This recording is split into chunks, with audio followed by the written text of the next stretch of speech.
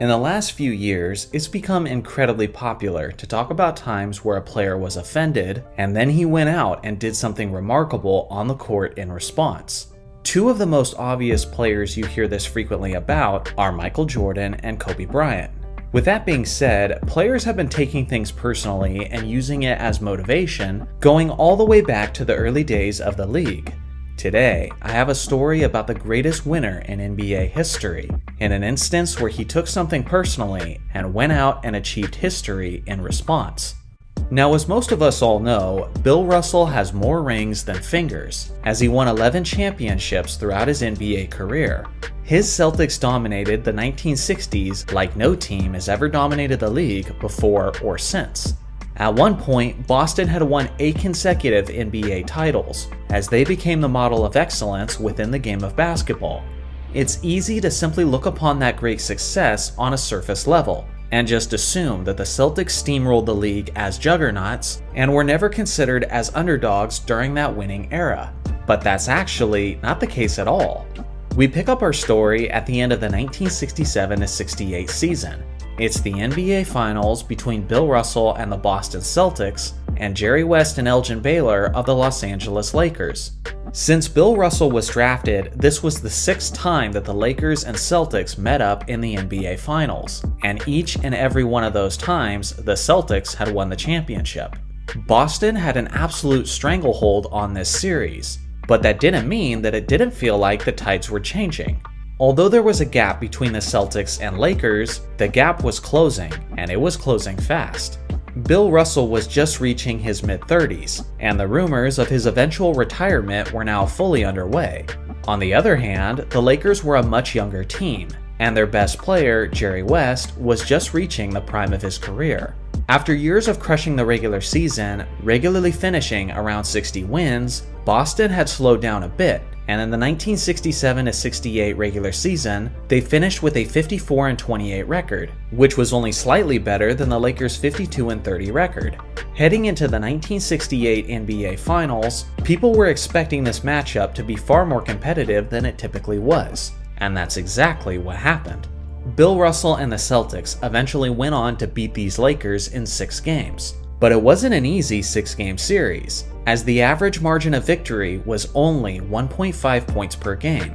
As optimistic as the Lakers felt heading into that postseason, they ultimately left the 68 Finals hanging their heads in failure, as they were now 0-6 against Bill Russell's Celtics. With that being said, their confidence would be restored in that upcoming offseason, and in a powerful way. On July 9, 1968, the Lakers achieved one of the greatest and most lopsided trades in NBA history. The Lakers had acquired Wilt Chamberlain from the Philadelphia 76ers in exchange for Darrell Imhoff, Archie Clark, and Jerry Chambers. What Los Angeles was adding to their already powerful roster was a superstar center who had just led his team to a championship in 1967. Now the Lakers had star power that absolutely no one could match on paper. Jerry West and Elgin Baylor were each annual MVP contenders, and Wilt Chamberlain was simply the most statistically dominant player in the history of the game. This was the first time in basketball history that a team was widely being referred to as a super team. The Lakers had already believed that they were preparing to take the torch from the Celtics, but now they believed they were going to do it with overwhelming force. In the media, the narrative was that the age of the Celtics was over. The time of the Lakers had come. The hype was intense, as Los Angeles packed out their first preseason game with an attendance of 12,443 fans, which at the time was the largest basketball crowd that the city of Los Angeles had ever seen. Energized by their new superstar and by their resurrected confidence, the Lakers dominated the regular season, finishing with the best record in the Western Conference. On the other hand, the Boston Celtics were beginning to show their age, and were struggling to a greater extent than they were accustomed to. They finished the regular season with only a 48-34 record, which was the only time during the decade that they finished below 50 wins. At this point in basketball history, only 8 teams made it to the NBA playoffs, which means that these 4th-seeded Celtics barely made the cut. Heading into these playoffs, it appeared to be clear to everyone that these super team Lakers were the team to beat. Despite their mediocre regular season showing, the Celtics hit the switch in the playoffs, tapping into their experience and maturity, as they defeated the 55-win 76ers in 5 games, and then they defeated the 54-win Knicks in 6 games. This set up yet another epic finals matchup between the historic rivals, the Lakers and the Celtics.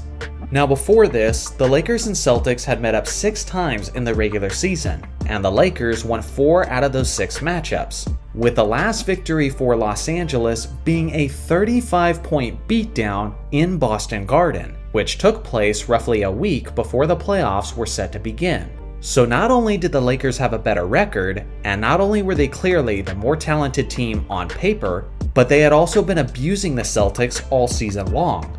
All signs were pointing to this year being a coronation for LA. Of course, some people believe the Celtics would find a way to win yet again, because that's what they always seem to do. But all conventional evidence was pointing to the rise of a new power in the league. When the finals began, things proceeded to go exactly as expected, as the Lakers' Big Three dominated Game 1, scoring 92 points combined between their three-headed monster. After 2 games, the Lakers were in a commanding position, leading the series 2-0. With that being said, Bill Russell and John Havlicek always performed with elite desperation when their backs were against the wall. At the end of Game 6, Boston had successfully done the unthinkable and forced an improbable Game 7 in Los Angeles. Now here's the thing. Heading into Game 7, 3 games had been played in Los Angeles, and 3 games had been played in Boston. The Lakers had won all 3 games in LA, while the Celtics won all 3 games in Boston. With Game 7 being held in the Forum in Los Angeles, the Lakers had every reason to be extremely confident that they were going to win the championship and finally put an end to the Celtics' reign over the league. The one person who led that confident charge for the Lakers organization was the Lakers owner, Jack Kent Cooke. With supreme conviction that his team was going to win Game 7, Jack made celebration plans for as soon as the Lakers hypothetically won the game, and he made these plans public to everyone. Jack made sure that a flyer was placed on each and every spectator's seat prior to the game, and on the flyer it said, "When, not if, the Lakers win the title, balloons will be released from the rafters, the USC marching band will play Happy Days Are Here again, and broadcaster Chick Hearn will interview Elgin Baylor, Jerry West, and Wilt Chamberlain in that order." Now these balloons were being held in the rafters with the giant net, and printed onto each of these balloons was the words "World Champion Lakers." These balloons could be seen easily by everyone on the basketball court. Before tip-off, word reached the Celtics locker room about the Lakers' arrogant celebration plans. And obviously, as competitors, the Celtics players were extremely infuriated. And none of them were more angry than the Celtics leader, Bill Russell. During the pre-game shoot-around, the Celtics could see the balloons as they were practicing. Soon afterwards, the star players met up at center court, which is customary prior to the start of a championship game. When Jerry West and Bill Russell came face to face with one another, Russell looked directly at him and said, "Those f***ing balloons are staying up there." The challenge had been made and the table was set. Tip-off took place, and what ensued was one of the greatest games in the history of the NBA. Jerry West did his part, putting up a 40-point triple-double. Wilt Chamberlain also showed up with a monstrous effort, but an untimely injury forced him to miss the final minutes of an extremely close contest. Although the Celtics were up by as many as 17 points in the fourth quarter, Los Angeles stormed back to make the game a nail-biter in the final minutes. But that's when Bill Russell came through and fulfilled his promise. On the night, Russell had 6 points, 21 rebounds, and 6 assists. He led all Celtics players in minutes, rebounds, assists, and presumably blocks, as his key rebounds and defensive stops were the major difference maker down the stretch.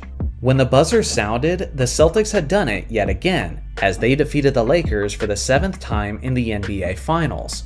Bill Russell now had 11 championship rings, and this victory made him 10-0 in deciding 7th games. And, of course, those balloons did in fact stay up there. If there's one thing to learn from this video, is that you never, ever bet against Bill Russell in the NBA Finals. especially in a Game 7, regardless of the opposition and regardless of the odds. So what do you guys think? What's your favorite story about a player taking something personally? I look forward to hearing your thoughts in the comments section below. Thanks for watching as always, make sure to like and subscribe for more basketball content, and I'll see you guys in the next video.